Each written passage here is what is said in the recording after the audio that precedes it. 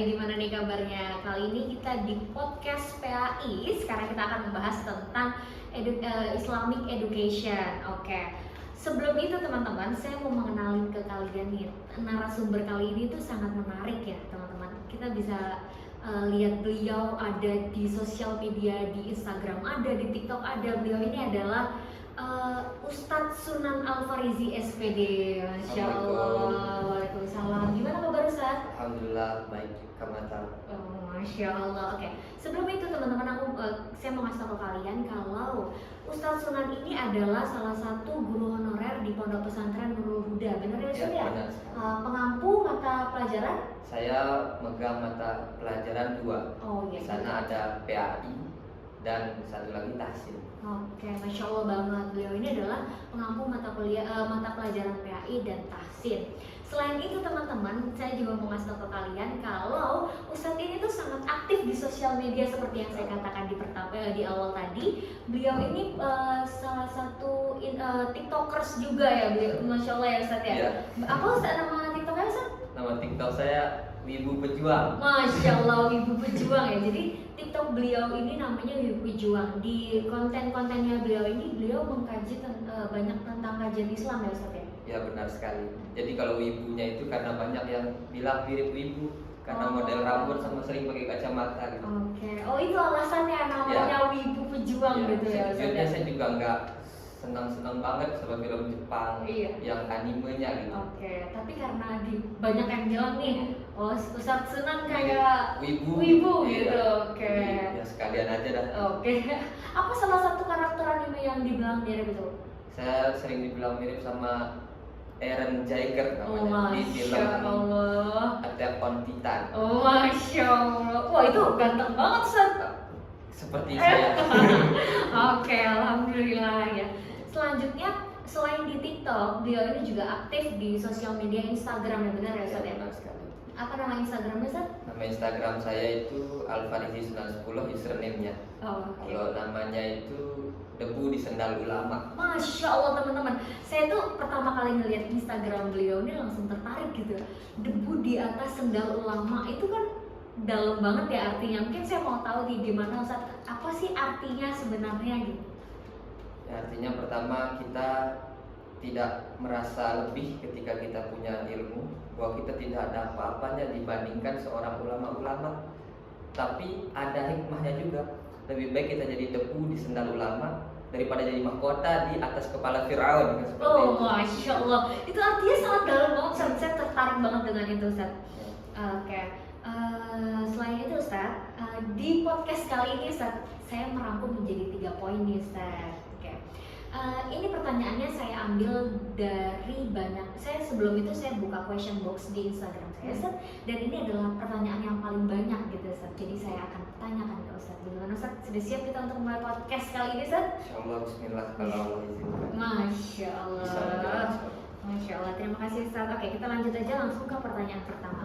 Pertanyaan pertama ini dari kalangan anak muda, dari kalangan santri Ustadz yang bertanya.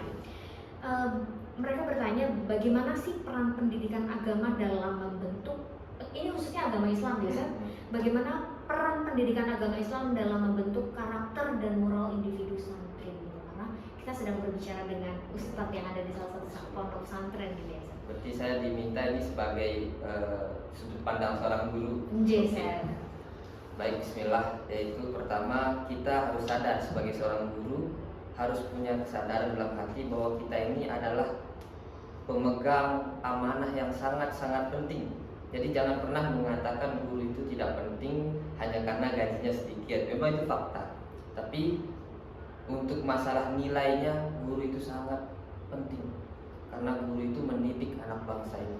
Contohnya ketika di Jepang, ketika ada peristiwa pengeboman bom atom oleh sekutu Hiroshima dan Nagasaki. Hiroshima tanggal 6 Agustus 1945, Nagasaki 2 hari setelahnya tanggal 8.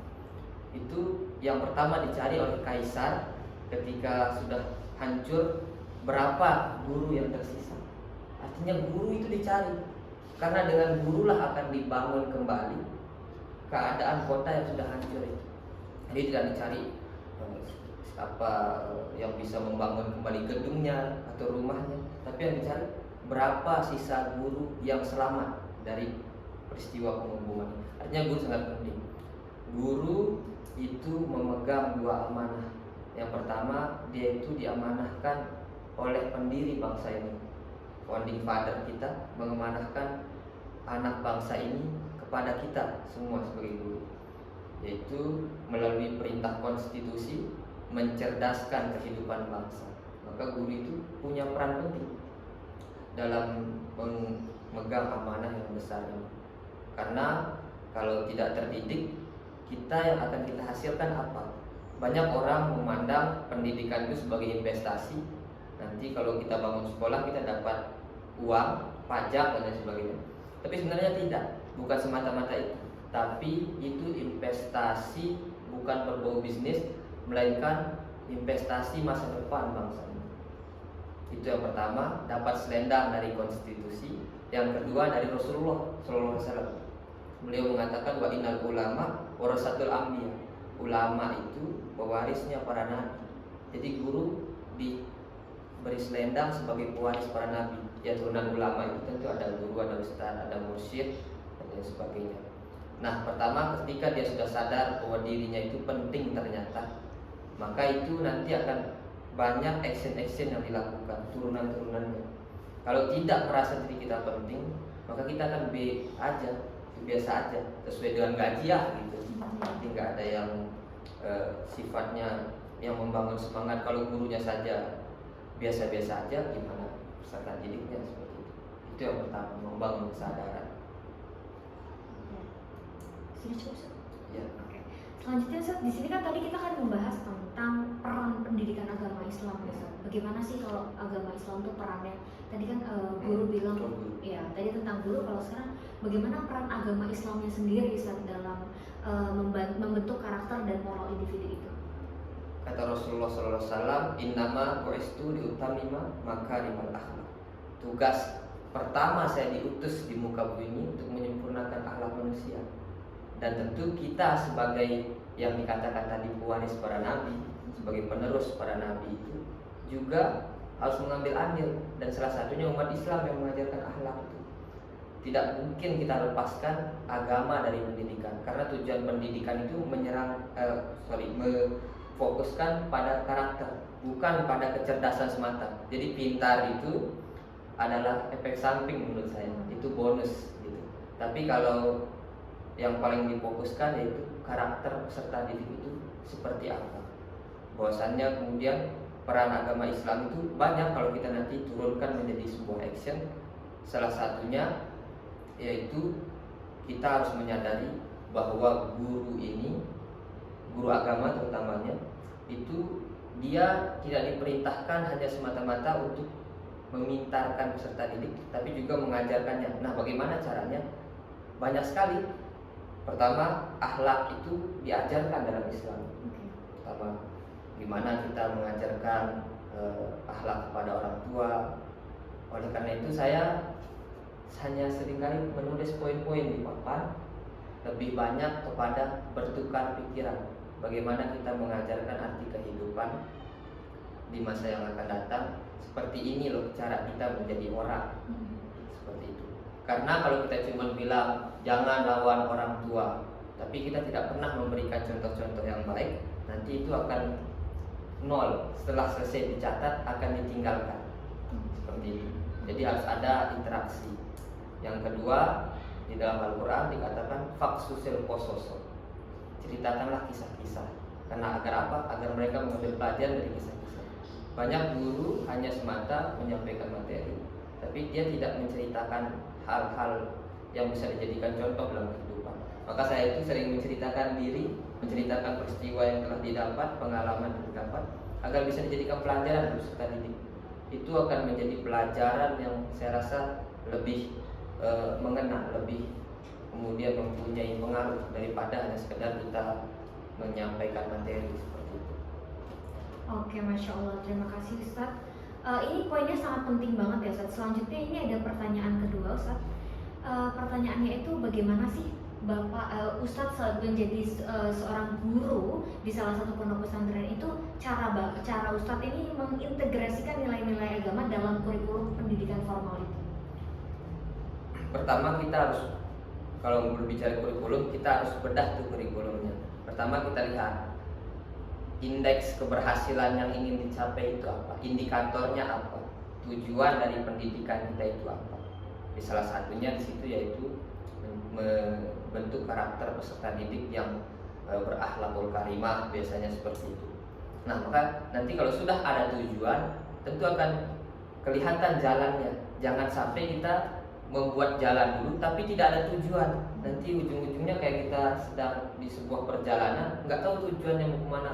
Nggak sampai-sampai gitu. Nggak sampai-sampai, tiba-tiba belok kiri aja, belok kanan, ujung-ujungnya balik lagi pulang seperti itu. Karena nggak ada tujuan. Tapi kalau kita sudah tentukan tujuan, saya mau ke kampus UIN Mataram, nanti ditunjukkan sama peta kita belok kiri atau belok kanan. Nah, jadi ketika kita sudah tahu tujuannya, oh ternyata yang disasar itu adalah akhlakul karimah. Dan yang paling baik kata Rasulullah SAW di dalam Al-Quran itu, Allah Subhanahu Wa Taala berfirman, Ud'u ila sabili rabbik, ajak mereka ke jalan Tuhan bil hikmah, dengan cara yang baik, santun, wal mau'izatil hasanah. Ini yang paling penting. Contoh suri tauladan. Jadi, tapi kita tidak mematikan juga potensi mereka untuk berpikir itu. Wajadilhum, kalau mereka mau berdebat, kita kasih dia edukasi, debatlah. Billati ya ahsan, itu pun dengan cara yang baik. Artinya apa? Guru itu menempatkan dirinya, terutama kalau di pondok pesantren, jangan sebagai sesuatu yang gila hormat. Dia menempatkan dirinya ditakuti oleh peserta didik, dan tapi juga tidak terlampau bawah, biar tidak diinjak-injak sama peserta didik. Karena peserta didik itu maju juga karena memang ada yang harus dia takuti, segani. Tapi juga tidak terlampau keras. Seperti itu. Makanya benar banget kata Al-Quran, wa kadzalika ja'alnakum ummatan wasata. Ternyata wasatiyah ini tidak hanya di bidang-bidang tertentu saja, tetapi kayaknya di semua aspek kehidupan harus di pertengahan. Nah, gimana caranya? Kita harus menjadikan diri kita itu sahabat di antara mereka. Menjadikan diri kita sahabat sehingga mereka nggak canggung untuk bercerita kepada kita, karena dia merasa ustadznya itu temannya. Benar, orang itu lebih canggung bercerita kepada orang tuanya daripada kepada sahabatnya. Ya. Itu sering kali terjadi. Kenapa? Karena orang tua itu tidak menjadikan dirinya sebagai sahabat. Dia lebih nyaman kepada orang lain, padahal walaupun dia hanya sekedar sahabat, bukan keluarganya, tapi lebih nyaman. Karena itulah yang harus kita lakukan sebagai seorang guru, di mana kita memposisikan kita sebagai seorang sahabat di sana. Agar apa? Banyak perundungan, bullying di sekolah tidak terselesaikan, akhirnya akan menimbulkan hal-hal negatif ke depannya. Seperti misalnya ada yang sampai bolos, ada yang kabur, ada yang bunuh diri di beberapa sekolah di Indonesia yang kita dengar karena dibully. Ya, padahal masih kecil ya umurnya. Benar sekali. Masih banyak perjalanannya ya. Ya, karena mereka belum sanggup tuh menerima beban itu. Dan mereka perlu sesuatu tempat untuk bercerita. Sayangnya guru tidak hadir di sana untuk memberikan wadah untuk bercerita. Kenapa? Mereka selalu berharap disegani. Disegani maksudnya berharap ditakuti. Tidak ada hadirnya guru di sana. Maka dari itu, ini bukan peran seorang guru BK saja ya, tapi guru siapapun guru. Dan saya terapkan itu. Saya selalu mengajak mereka bercerita, walaupun hal-hal gak penting, kadang saya curhat juga. Untuk apa? Bukan saya ingin didengar, agar mereka juga tidak canggung kalau mau didengar oleh saya. Seperti itu.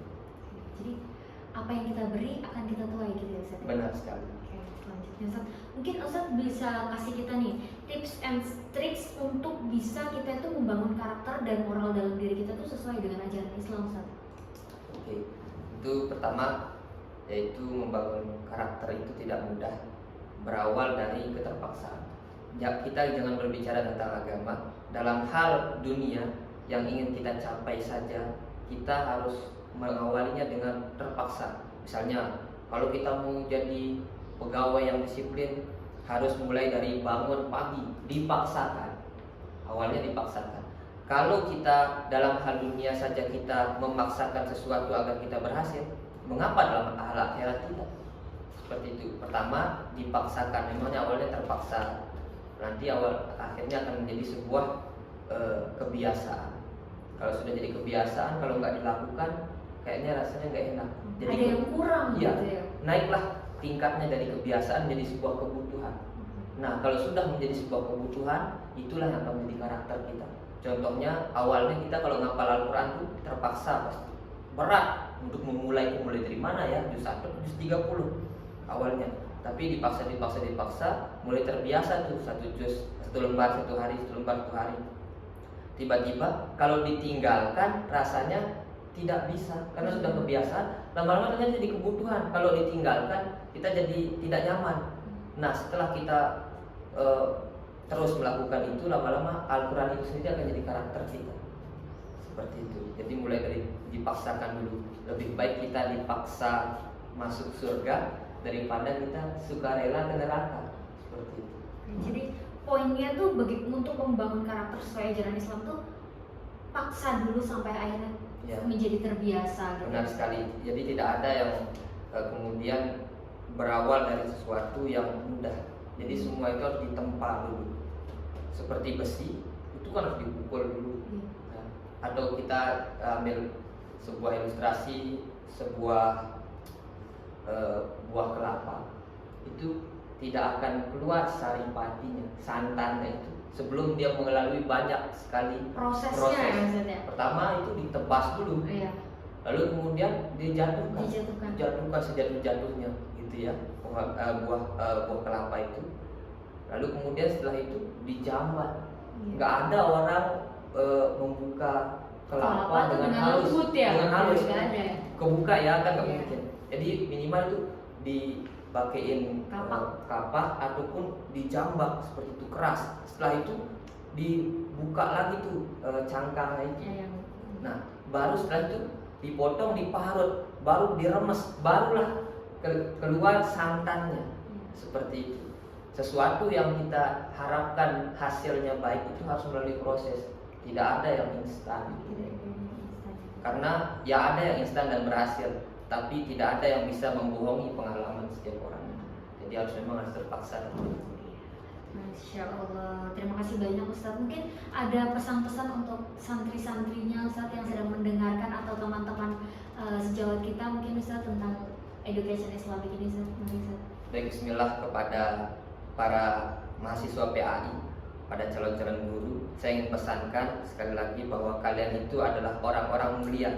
Kalian adalah orang yang dipilih di dunia ini untuk mengemban tugas konstitusi negara, mencerdaskan anak ibu pertiwi, dan kalian juga dipilih oleh Rasulullah untuk mengemban tugasnya. Kalian akan disebut khairu umat itu, umat terbaik itu, bukan karena kalian bangun tahajud setiap malam, bukan karena kalian haji setiap tahun, tapi kuntum khairu ummatin ukhrijat linnas. Kenapa? Ta'muruna bil ma'ruf wa tanhauna 'anil munkar. Ajak orang berbuat baik dan cegah orang berbuat kemungkaran. Itu salah satu tugas guru. Maka kalian itu harus bangga menjadi seorang guru. Jangan pernah mengatakan saya salah jurusan. Tidak, Allah punya rencana terbaik untukmu. Dan hal yang paling tidak pernah saya sesali adalah saya menjadi seorang guru. Masya Allah, terima kasih. Alhamdulillah Ustaz, kita sudah sampai di penghujung acara, di penghujung podcast kita. Kurang lebihnya mohon maaf Ustaz apabila saya ada kurang salah-salah kata. Saya juga minta maaf karena yang berbicara pasti banyak salahnya tentunya. Terima kasih Ustaz, terima kasih sahabat-sahabat semuanya. Syukron, wassalamualaikum warahmatullahi wabarakatuh. Waalaikumsalam.